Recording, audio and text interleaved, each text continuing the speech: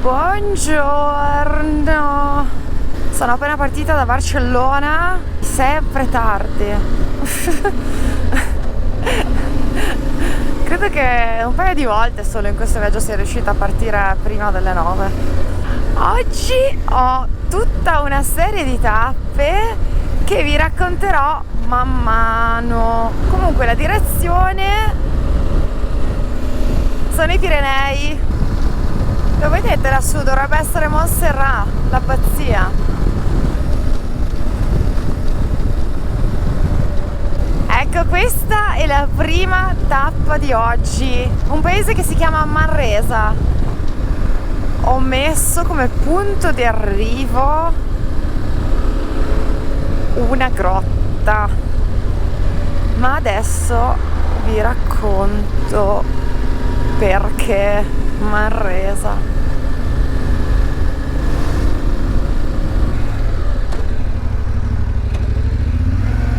Uffa, non si può entrare. Che Google Maps mi manda per scalini. Sono arrivata a Manresa. Volevo farvi vedere almeno la cava, la grotta oppure l'abbazia, ma è tutto un senso vietato. Per me oggi ho fatto una scelta a strada. Non visite, non parcheggiare la moto e andare chissà dove. Volevo raccontarvi la storia di Manresa. Perché Manresa è importante? C'era una volta un uomo che nel 1522 abbandona la carriera militare per chiudersi 11 mesi in una grotta. Una perdita di tempo, penserete voi. Eppure, in questi 11 mesi getta le fondamenta, le basi teoriche per la creazione di una delle organizzazioni più influenti del mondo, della nostra cultura, i Gesuiti.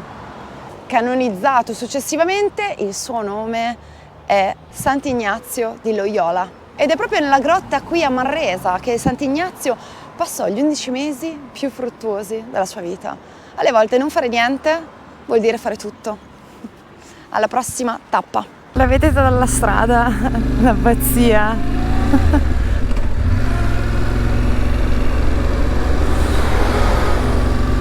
Guardate la Cardona, che bella! Un altro borgo suggestivo che attraversa questa strada. Questa strada attraversa anche un altro borgo suggestivo, Solsona. Ecco qua il cartello. Solsona è conosciuta per le sue storie di streghe, giganti. Pensate che è un piccolo borgo medievale dove sotto ancora esiste tutta una rete di cisterne medievali ed è famosa per il suo carnevale.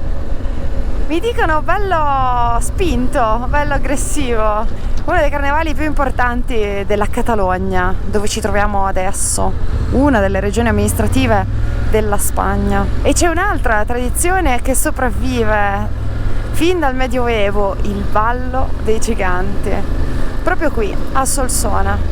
Ho fatto una breve sosta qui a Solsona perché ho visto una rosticceria e quindi ho preso qualche crocchetta, qualche fruttino, qualche frutta e magari me la mangerò in mezzo alla natura sopra sui passi. Ecco qua, imbocco, poco fuori di Solsona, imbocco la C462 che a un certo punto diventerà una strada spettacolare, pare. Qua siamo già saliti a quasi 700 metri sul livello del mare. Ma saliremo ancora, oggi supereremo i 2000 metri. Questa strada si è già fatta divertente, con tutta una serie di curve una dopo l'altra. La prossima tappa è la diga di Pantà della Losa del Cavallo. Una diga piuttosto recente, del 1997, ma che cela una storia divertente legata al salvataggio di un ponte antico. Adesso ci passiamo proprio sopra, scavata nella pietra questa galleria, ed eccoci qua, proprio sulla diga. Ah, bellissimo! Qua fanno anche bungee jumping.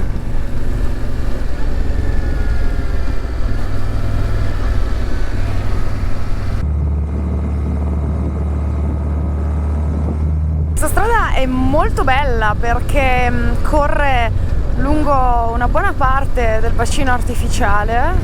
Vediamo se adesso lo si intravede, degli scorci. Subito dopo la prima galleria in realtà a sinistra c'era un luogo dove fermarvi, ricordatevelo, io l'ho visto troppo tardi, poi non mi va di fare inversione e vuoi tornare indietro. Eccolo qua, che bello. Allora, nel 97, quando hanno costruito questa diga, questo bacino artificiale, c'era un antichissimo ponte di pietra e siccome volevano salvarlo l'hanno scomposto pietra per pietra e l'hanno, Dio, c'è un vento incredibile, che paura, hanno ricomposto altrove, in un posto sicuro.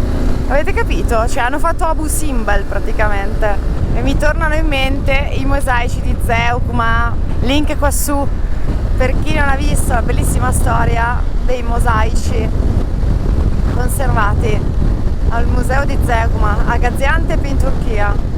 Prossima tappa, ve lo dico fra poco.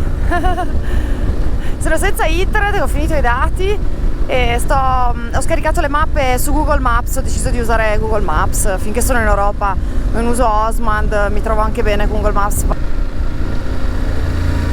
Ecco, quella Port del Compt è la direzione, la prossima tappa.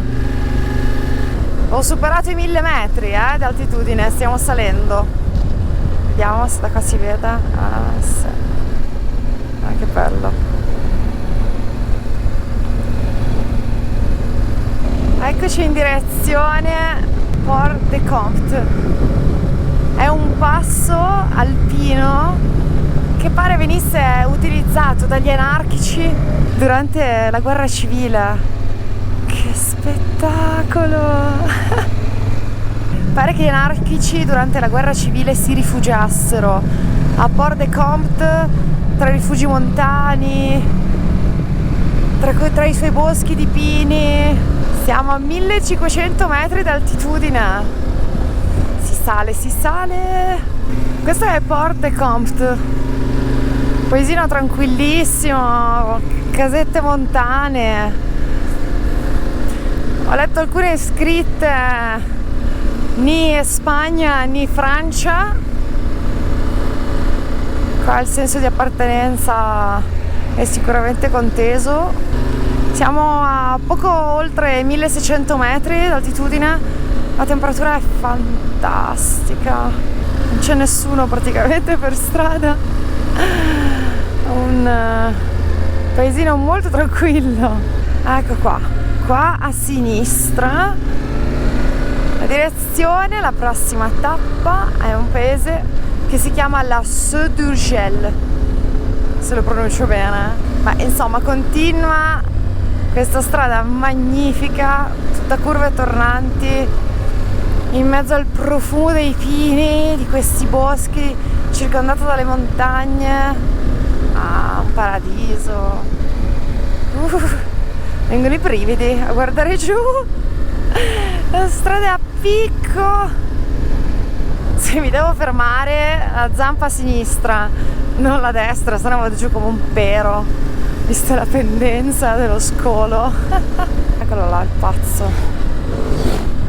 Andate piano, soprattutto, cioè, non so se voi vi rendete conto, è una strada veramente stretta.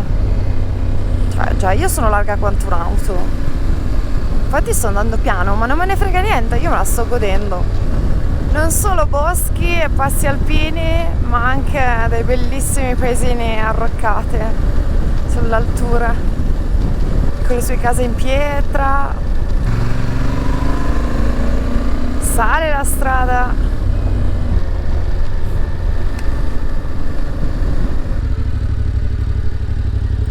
Sono nella Val dell'Avanza e mi sono fermata a casa in un borghetto che si chiama Fornols. Eccoci qua. Qua ci sono le mucche che scampanellano. Io ho una fame pazzesca e guardate che bel borghetto in pietra, vista montagne. Siamo nel Parco Nazionale del Cadimo Ixero. Mi perdonerete la mia pronuncia. E adesso c'è il cibarie, sperando che le crocchette di pesce e carne che ho acquistato non siano andate a male con questo caldo. Ma che bello! Fornols, provincia di Lleida, qua non siamo più a Barcellona.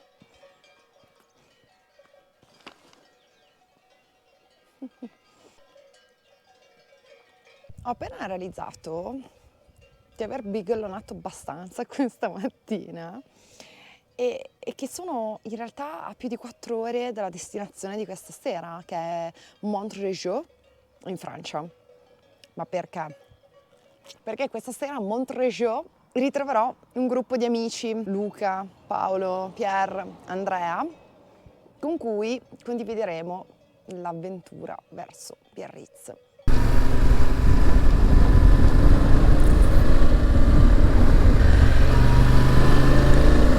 Questo paese, la Seu d'Urgell, ospita una cattedrale romanica tra le più antiche del paese, della Spagna. Ed è anche la sede del coprincipe di Andorra. Speriamo di trovare un benzinaio perché fra un po' sono in riserva. Ovviamente su questa strada appena fatta non c'era neanche un benzinaio, per cui fate bene i calcoli. Ah sì, un vescovo catalano è ancora capo di Stato, in caso ve lo stesse chiedendo.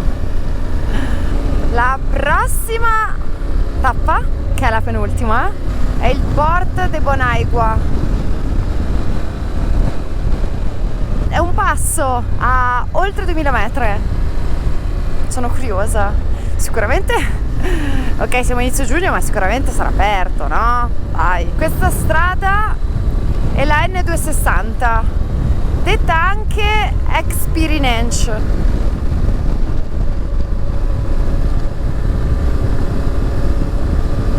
Mi fermo per sgranchirmi le gambe. È una coppia carinissima di Barcellona, erano in auto, ma amano le moto, anche loro.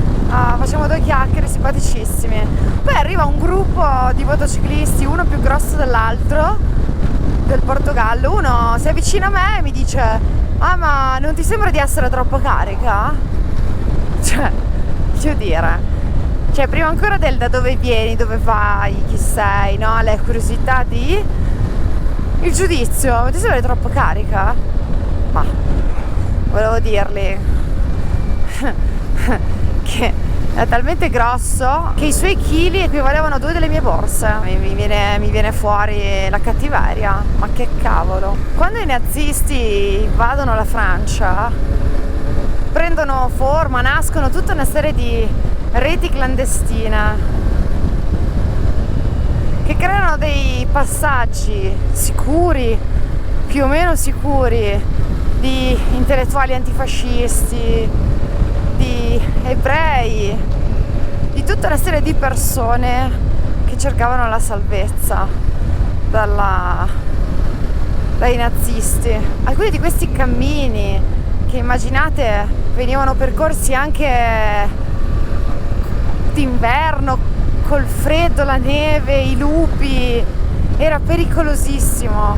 Le donne basche, pensate, facevano finta di portare cibo o bambini a messa e sotto le gonne nascondevano radio, comunicazioni. C'è stata una grandissima rete. E oggi quei cammini in parte sono percorribili. Si chiamano le vie del silenzio.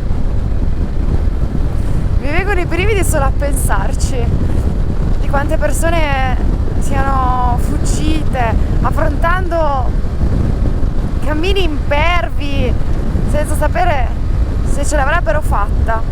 Il filosofo Benjamin percorre i Pirenei per salvarsi fino a un certo punto, mi pare che fosse Portbou, e lì si suicida perché pensa di essere caduto in trappola della Gestapo. Queste persone, questi fuggitivi che trovavano salvezza attraverso i Pirenei, se venivano beccati o venivano fucilati oppure deportati a qualche campo di concentramento. Quella cascata che bella! Stupenda! Adesso si sale!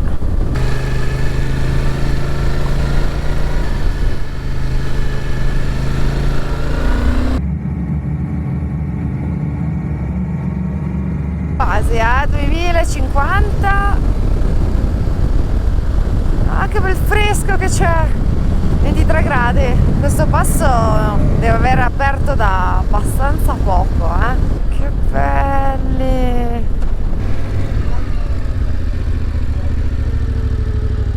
A inizio giugno deve essere veramente presto, perché il locale, qua il ristorante sul passo, è chiuso. C'eravamo solo io e i cavalli.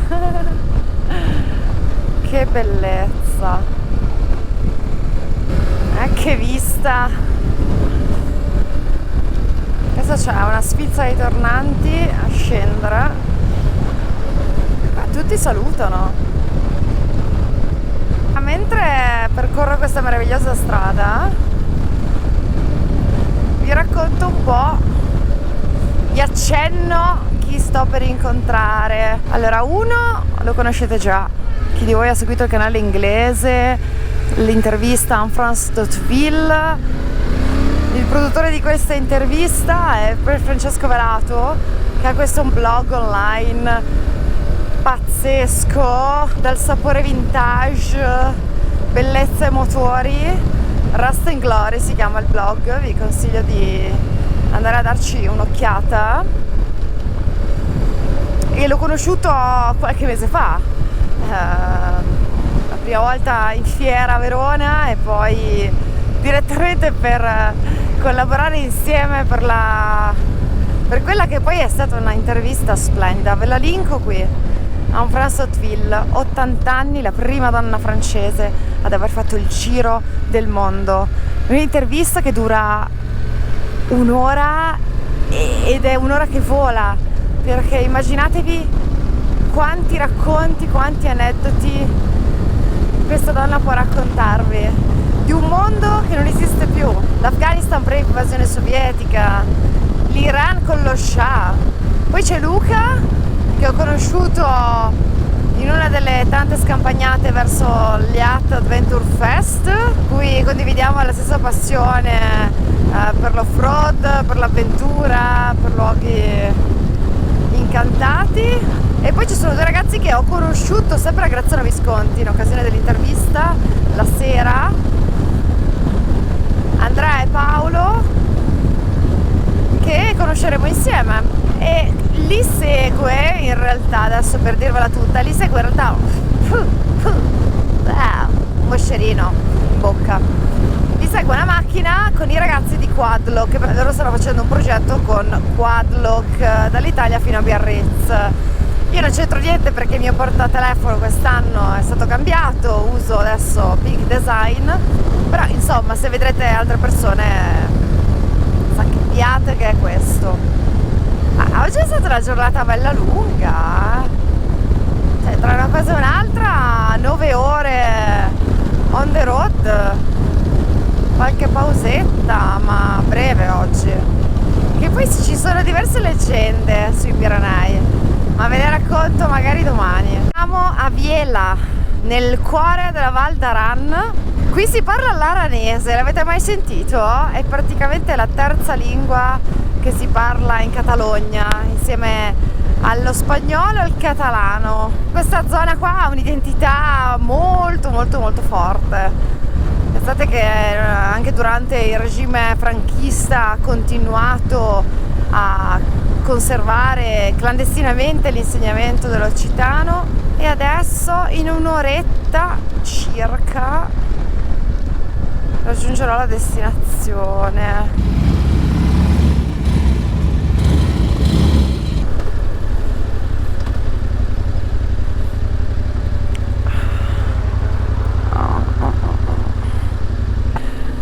Ho appena fatto due chiacchiere con un altro motociclista, un signore che mi ha raccontato che lui vive qua, che è un paesino molto tranquillo, siamo vicinissimi al confine francese.